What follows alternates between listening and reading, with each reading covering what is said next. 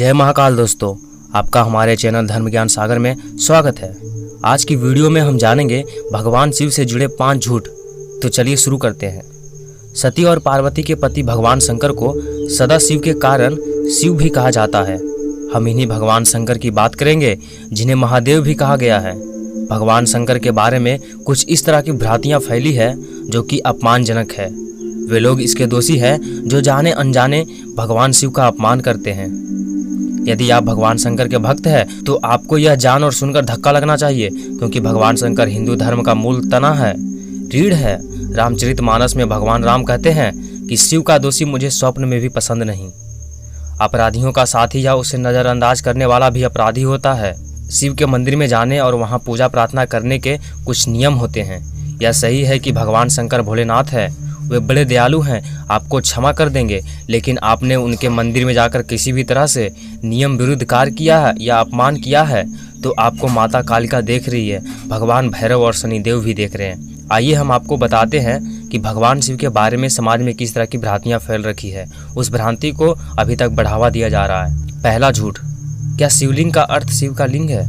यह दुख की बात है कि बहुत से लोगों ने कालांतर में योनि और शिवलिंग की तरह शिवलिंग की आकृति को गढ़ा और वे उसके चित्र भी फेसबुक और व्हाट्सएप पर पोस्ट करते हैं। वे इसके लिए कुतर्क भी देते हैं। उक्त सभी लोगों को मरने के बाद इसका जवाब देना होगा, क्योंकि शिव का अपमान करने वाला किसी भी परिस्थिति में नहीं बच सकता।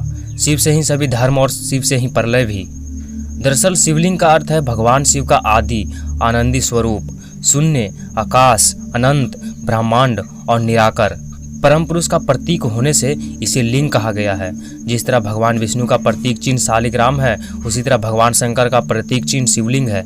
इस पिंड की आकृति हमारी आत्मा की ज्योति की तरह होती है। वायु पुराण के अनुसार प्रलय काल में समस्त सृष्टि जिसमें लीन हो जाती है और पुनः सृष्टि काल में जिससे प्रकट होती है उसे लिंग कहते हैं। इस प्रकार विश्व की संपूर्ण ऊर्जा ही लिंग की प्रतीक है। स्कंद पुराण में कहा है कि आकाश स्वयं लिंग है, धरती उसका पीठ या आधार है और सब अनंत शून्य से पैदा हो उसी में लय होने के कारण इसे लिंग कहा जाता है।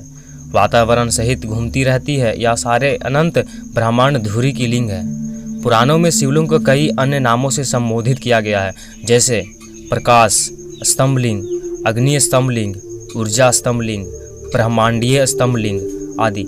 लेकिन बौद्ध काल में धर्म और ग्रंथों के बिगाड़ के चलते लिंग को गलत अर्थों में लिया जाने लगा, जो कि आज तक प्रचलन में है। ब्रह्मांड का प्रतीक ज्योतिर्लिंग, शिवलिंग का आकार प्रकार ब्रह्मांड में घूम रही है, हमारी आकाश गंगा की तरह है। यह शिवलिंग हमारे ब्रह्मांड में घूम रहे हैं, पिंडों का प्रतीक है। कुछ लोग इसे यौनकों के अर्थ में लेते हैं और उन लोगों ने शिव की इस रूप में पूजा की, उनके बड़े बड़े पंथ भी बन गए।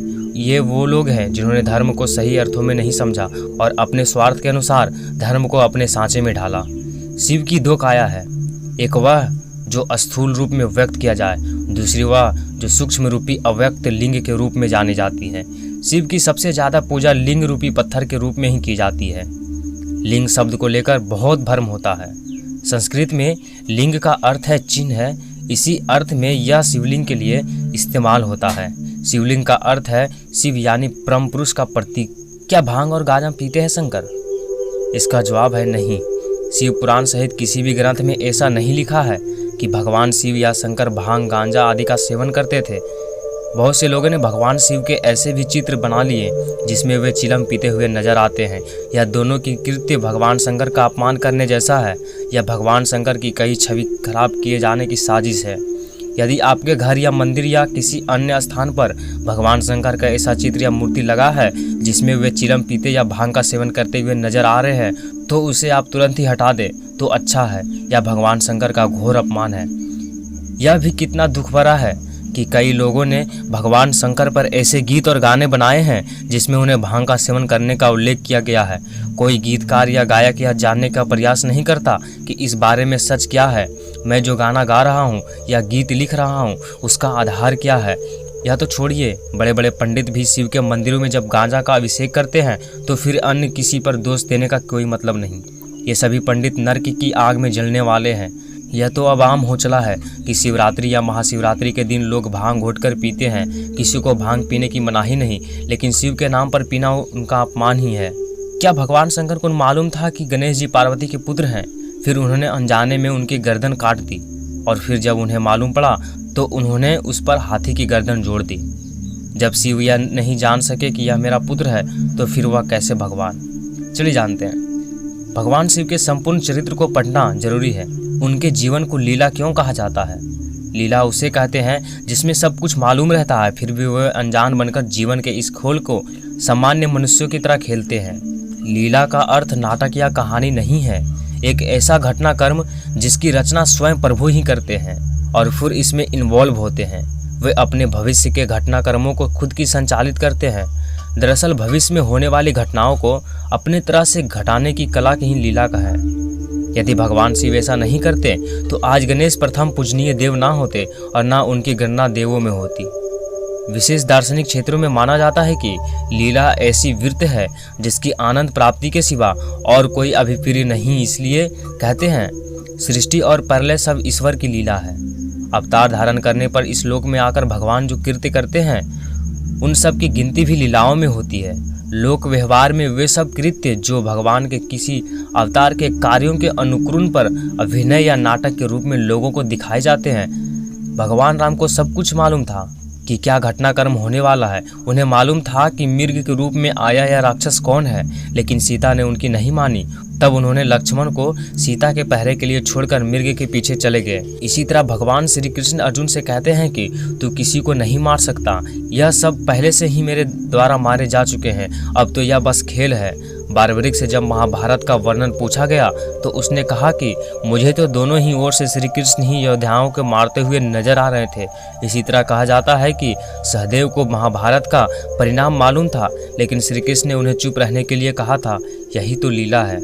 क्या शिव पार्वती है आदाम और ईव? भगवान शंकर को आदिदेव भी कहा जाता है। शंकर के दो पुत्र थे, गणेश और कार्तिकेय। जैसा कि कहा गया है कि आदम के दो पुत्र कैन और हाबिल थे। कैन बुरा और हाबिल अच्छा। पार्वती ही क्या ईव है?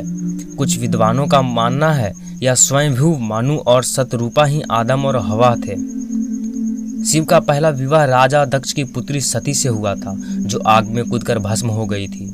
उनका दूसरा विवाह पर्वतराज हिमालय की पुत्री उमा से हुआ, जिन्हें पार्वती कहा जाता है। पार्वती से उनको एक पुत्र मिला। प्रमुख रूप से शिव के दो पुत्र थे, गणेश और कार्तिकेय। गणेश जी की उत्पत्ति कैसे हुई यह सभी जानते हैं। यह शिव और पार्वती के मिलन से नहीं जन्मे। शिव के दूसरे पुत्र कार्तिकेय का जन्म शिव पार्वती मिलन से हुआ। शिव का एक तीसरा पुत्र था जिसका नाम था विद्युतकेश, तथा विद्युतकेश अनाथ बालक था जिसे शिव और पार्वती ने पाल पोसकर बड़ा किया था। इसका नाम उन्होंने सुकेश रखा था। शिव जी का एक चौथा पुत्र था जिसका नाम था जलंधर। भगवान शिव ने अपना तेज समुद्र में फेंक दिया, इससे जलंधर उत्पन्न हुआ। जलंधर शिव के सबसे बड़ा दुश्मन बना। इस तरह शिव के और भी कई पुत्र थे, जैसे अंधक, सातव, भूमा और खुजा। शिव की कथा और आदम की कथा में जरा भी मेल नहीं। क्या भगवान शिव ही शंकर, महेश, रुद्र, महाकाल, भैरव है? पहली बात तो यह है कि हिंदू धर्म का संबंध वेदों से है, पुराणों से नहीं। त्रिदेवों में से एक महेश को ही भगवान शिव या शंकर भी कहा जाता है। वेदों में रुद्रों का जिक्र है। उक्त सभी की कहानियों को पुराणों में विस्तार मिला है और सभी को एक ही शिव से जोड़ देने से भ्रांतियों का भी विस्तार हुआ। औघड़ या तांत्रिक के मत में जो शिव या शंकर का वर्णन किया गया है वो दरअसल शिव के भैरव रूप का वर्णन है।